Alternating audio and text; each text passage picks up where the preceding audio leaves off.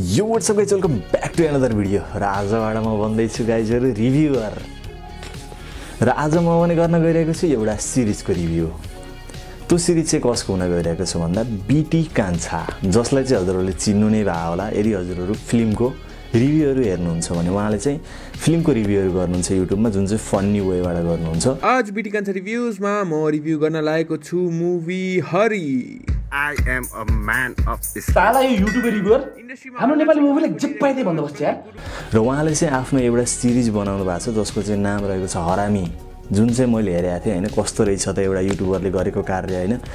लगभग फर्स्ट कार्य नै होला उहाँको हैन, फर्स्ट काम नै होला। कार्य अलिकति प्रोफेसनलिजम आउँछ गाइज, त्यसलाई चाहिँ अन्यथा नलिनु होला।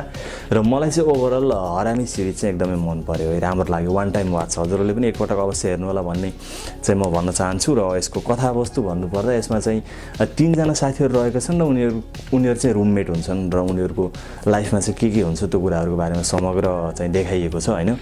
र यो सिरिज चाहिँ 5 वटा एपिसोड रहेका छन् र प्रत्येक एपिसोडहरू चाहिँ 20-20 मिनटका रहेका छन्।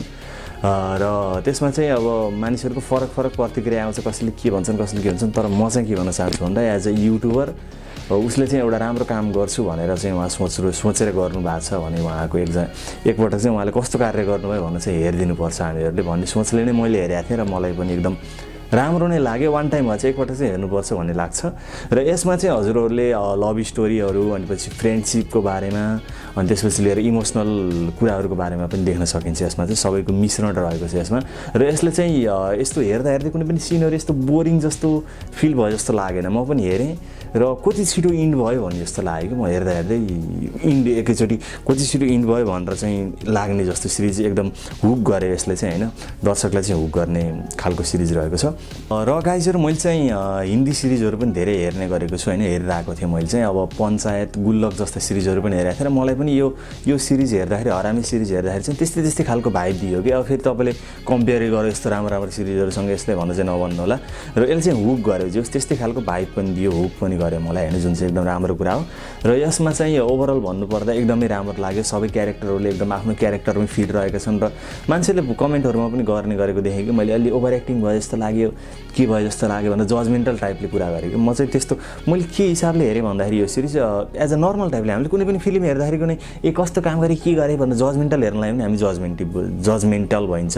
र हामीले चाहिँ काम हेरौँ होइन भनेर जस अभिनय ओभरअल कथावस्तुलाई हेर्ने, जजमेन्ट मात्रै नगर्ने कि एउटा राम्रो एउटा सुरुमा कस्तो छ भनेर त हेर्नु पर्यो नि। हामी सुरुमै जजमेन्ट गरिदिन्छ त मान्छेले, त्यो टाइपले नहेरिकन मैले चाहिँ जस नर्मल टाइपले हेरेँ र मलाई नर्मल टाइपले हेर्दा चाहिँ राम्रो लाग्यो भनेर नै म रिभ्यू गर्न लाग्यो। फर्स्ट रिभ्यू भिडियो नै गरेँ भनेपछि हजुरलाई लागेला कि यसले रिभ्यू जो गरेँ भनेपछि कस्तो होला त हजुरले पनि एकचोटि हेर्नु होला। र यसमा चाहिँ नेपाली चलचित्र क्षेत्रका अरू कलाकारहरू होइन, अरू हिरोहरूको पनि क्यामियो रहेको छ, त्यो पनि हेर्नु होला। हजुरहरू चाहिँ अचम्म मान्नुहुन्छ कि यस्तो हिरोहरू पनि आछन् भन्ने लाग्छ जोस् होइन। बीटी कान्छा भनेपछि पपुलरै मान्छे एकदम होइन। र यति भन्दै आजको भिडियो यहीँ अन्त गर्छु। By by.